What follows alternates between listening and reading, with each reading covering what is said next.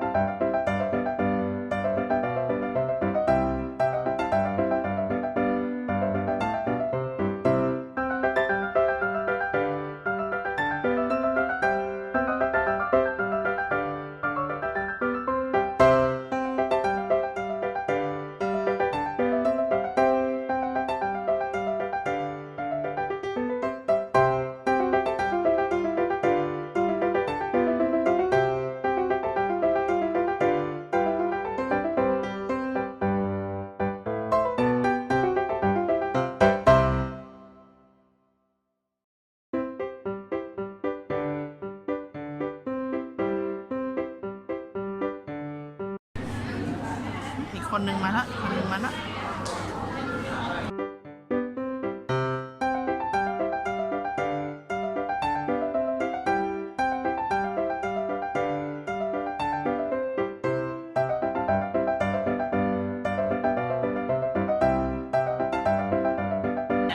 บ๊ายบายยังบ๊ายบายยังบ๊ายบายสวัสดี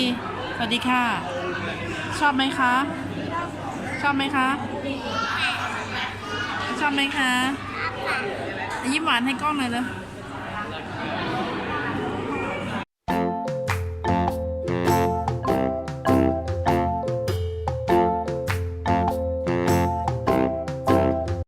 อันนี้อะไรคะ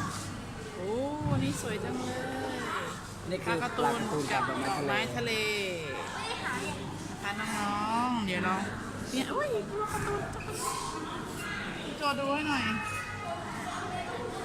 ปลาการ์ตูนนี่ปลาการ์ตูนซ่อนอยู่นี่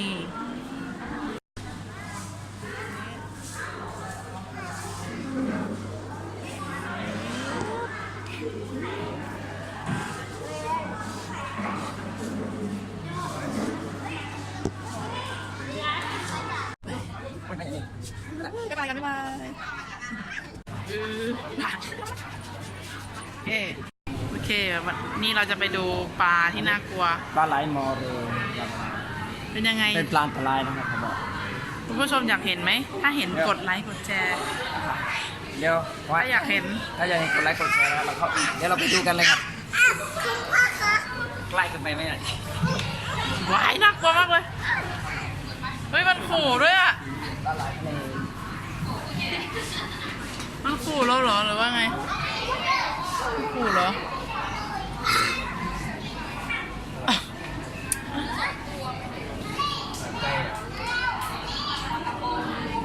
มันเหมือนมันขู่เลยเนาะแต่มันไม่ได้ขู่หรอก นั่นอะไร ตัวมันยาวๆเนาะ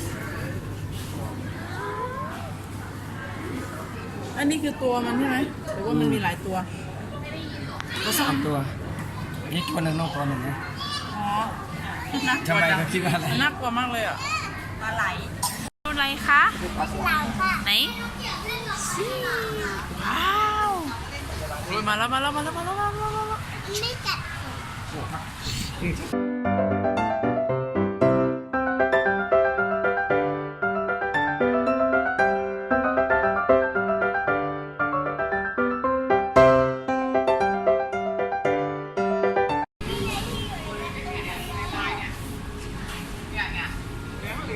ปลาขี้ทางเด็ก มันเป็นปลาที่อยู่ในการ์ตูนนีโม่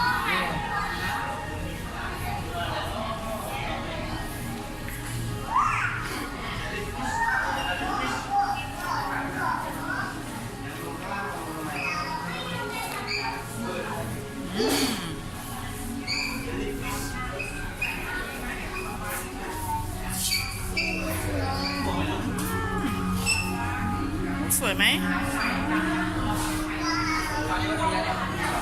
แบ่งกับคุณ นี่ไงเพชรอันตรายเนี่ย อันนี้เป็นแมงกะพรุนขนาดต่างๆนะคะ ซูมไปสิโอ้ส สวยมาก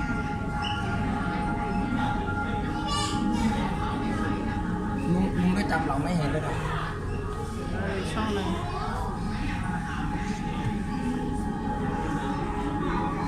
มันหนังเรื่องอวตารเลยอ่ะ มาปล่อยพี่ได้ป่ะเนี่ย อวตารน่าจะได้คอนเซปต์จากที่นี่หรือเปล่าสวยดีอ่ะอุ๊ยสวยมากเลย มันอยู่ในอวกาศ อะไรนะยาพล ไม่พูดไฟแปซิฟิก แปซิฟิก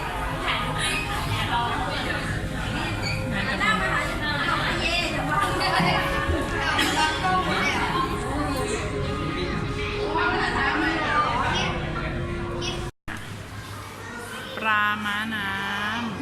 ำนี่ไงอุ้ยอยากเห็นมานานแล้วปลาน้ำเป็นยังไงเอ้า ใช่ไหมเนี่ยไม่ใช่หรอม้าน้ำเป็นยังไงอ่ะเอาไปดูสิม้าน้ำเป็นยังไง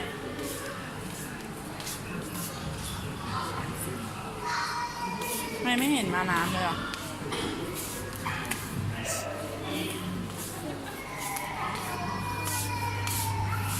จ้าเอ๋อันนี้อะไรจ้าเอ๋ ทำไมมันชอบคนอ่ะทำไมมันไม่ชอบคน เอา เฮ้ยเอเธอร์ไปถูกแสงนั้นเอเธอร์ตามัวเลยเอเธอร์อย่าอันนี้นะลูกคืออะไรอะคะ ออกไปทุกคน โอ้ยดูดิปลาตัวนี้จะมาหาเอเธอร์แล้วเฮ้ยจะมาหาพี่เพชรแล้วโอ้ยน่ากลัวมากเลยอะโอ้โอเคนั่งดูปลานะดูนะดูมาแล้วมันมาแล้วมาแล้ว อันนี้ปลาหมอทะเลอันนี้คือปลาหมอทะเลนะครับปลาหมอทะเลแล้วก็จะมีส่วนคนนี้ปลามง มาอะไรนะ ปลามง ปลามงคืออะไรปลามง ปลามง ปลามงหรือเปล่าสะกดยังไงมอมงเหรอ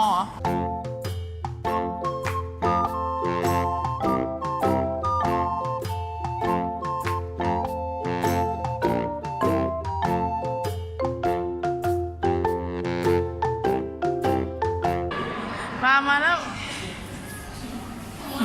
อะไรอ่ะอะไรอ่ะ ปลากระเบน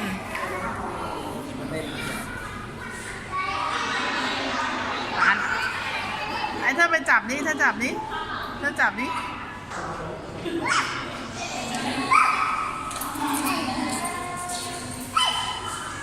ไปยังสำหรับที่นี่ก็มีแค่นี้นะครับมิตรภาพที่นี่ก็มีแค่นี้ ก็อย่าลืมกดไลค์กดแชร์ด้วยนะครับเดี๋ยวเราไปเที่ยวที่อื่นเดี๋ยวเราจะมาเอาลงในคลิปเอาลงคลิปให้เยอะๆนะครับและอย่าลืมกดกระดิ่งด้วยนะครับเพื่อที่ติดตามคลิปใหม่ๆได้ทุกวันนะครับ